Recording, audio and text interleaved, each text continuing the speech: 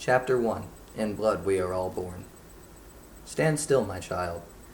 My mother's voice was harsh as she tried to hide its trembling. She was undressing me, and it was the middle of the day, not a time for sleeping. Go, girl, and put on your oldest clothes. Should they be patched, so much the better, she instructed her little maid, Yone, who looked pale and frightened as if she had seen a ghost. I won't wear that, I protested, holding out my arms in a manner that made it difficult for my mother to dress me in the coarse costume she held in her hands. I knew whose clothes they were. They had belonged to the son of the man who tended my father's horses. They smell and they are too big for me, I wailed. My mother, who had been kneeling in front of me, let the clothes drop to the floor. It was only then that I noticed she was crying. I tried to comfort her, but almost angrily she pushed me away. You will have to wear them, she declared, holding up the clothes again, and this time I allowed her to dress me in them. I have often tried to guess, as a grown man, whom her tears were for. Then I thought they were for me, but a child's world is so small that it's easy for him to think himself the center of it. My mother had just learned of her husband's death. A friend of his had galloped through the village spreading the news of Uesegi Kenshin's defeat and of my father's fate. Were those tears for his sake or for her own? Before he had fled onward, the rider had told that a large part of Lord Takeda's army was soon on its way, and would soon be in our village. She must have known what awaited her, for Takeda Shingen was ruthless towards those he considered his enemies.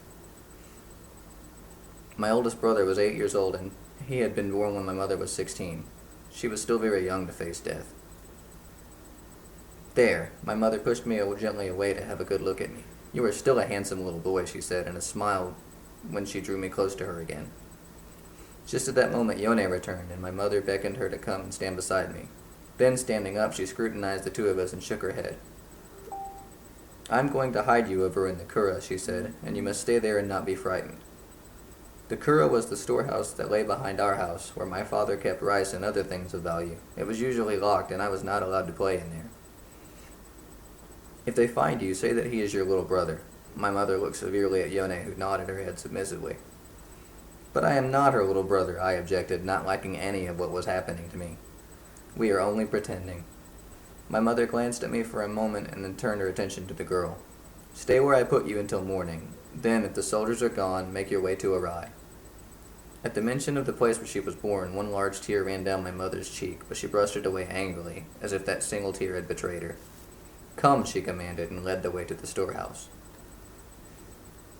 When I think of it now, her plan must have been a poor one, born out of desperation, for surely this storehouse was a poor hiding place.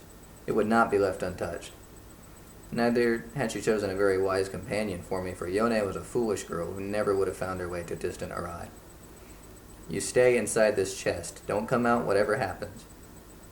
My mother opened the lid of a large wooden chest that contained all of her earthly possessions when my father had married her and brought her from her parents' house in Arai. The lid had split in several places, and the chest had been deemed not good enough for the house. Come. My mother lifted me up, and for a moment she pressed me against her in one last caress, then dropped me into the chest. Take care of them, she admonished Yone as she closed the lid. I sat completely still, the musty odor of rice all around me. I was not scared. I could still hear Yone's breathing, but then there was another sound as well. She was crying. Girls cry easily, I thought, even when they are as big as Yone. I hardly ever cried, only if I'd fallen and hurt myself badly, but Yone had not fallen. It seemed to me that it was long since my mother had left when I heard the sound of horses. Then came the shouts of many men and a great deal of noise, and suddenly, in a momentary stillness, the scream of a woman. Yone had difficulty sitting upright in the chest, had moved very close to me. I could smell her. I liked the smell of women better than men, best of all liked the smell of my mother when she had just bathed and put on perfume. Then I could climb as close to her as I could. Sometime this would annoy her, and she would call one of the women to come and take her away. Somebody banged on the Kura, and the storehouse doors were solid. Yone had moved so close to me that she put her arms around me and hugged me. She was shaking, and that surprised me, for it was not cold at all. The men who had been banging on the door of the Kura had gone away, but now they were back, and this time they were breaking the lock. That was the first moment I felt any fear at all. Before it had been like a game my mother and I were playing. But somehow the sound of the hammer hitting the lock made me realize that what was happening was terribly, terribly serious. They will kill us, Yone whispered in my ear, and sniffled in an attempt to control her tears. but as she heard the lock break and the door of the Kura swing open, she gave up all hopes of stemming them and wailed as if she felt a knife on her throat already. "I don't want to die." "What have we here?" a gruff voice asked as the lid of the chest was thrown open. "Come out," the voice commanded. At the same time, two hands grabbed our ears and dragged us forth. The soldier looked us over for a moment, as though debating within himself if he should kill us. So many had died that day that a child and servant girl would make little difference, but maybe he was tired of killing, for even that can become wearisome. For he did not draw his sword, but instead indicated by a movement of his head that we should follow him. The yard behind the house was filled with soldiers, some lying down resting, others having their wounds attended to. I needed no urging, but ran towards the house, expecting to find my mother. She was there, lying in a pool of blood, dead. I recognized her kimono first, though it was one she seldom wore. It was the only one of silk she owned. She must have dressed herself in it after she had hidden Yone and me. Beside her lay the lifeless bodies of my two brothers, and near the entrance of the room, two women who had served my mother. I know that it may seem unnatural, but that I did not scream or even cry at the sight, but I did not, and that probably saved my life. "Who are they?" I turned in the direction of a voice. A stout, powerful-looking man dressed in armor, his helmet lying beside him, was drinking tea with another officer who was dressed in blue and wearing a white scarf. "I found them hiding in a chest," said the soldier, who was standing right behind us. "He's my little brother," Yone wailed. "You are lying," the stout man declared matter-of-factly, and Yone obediently nodded her head. "Who is he?" "The master's youngest, an old servant woman who had been with my father since he was a child," answered in a mournful voice. It was she that had prepared the tea the men were drinking. 3 sons. He was a lucky man," the stout officer declared. "Until today." The man dressed in blue smiled, and then turning to the soldier asked how much rice was there in the house. "More than 50 horses can carry."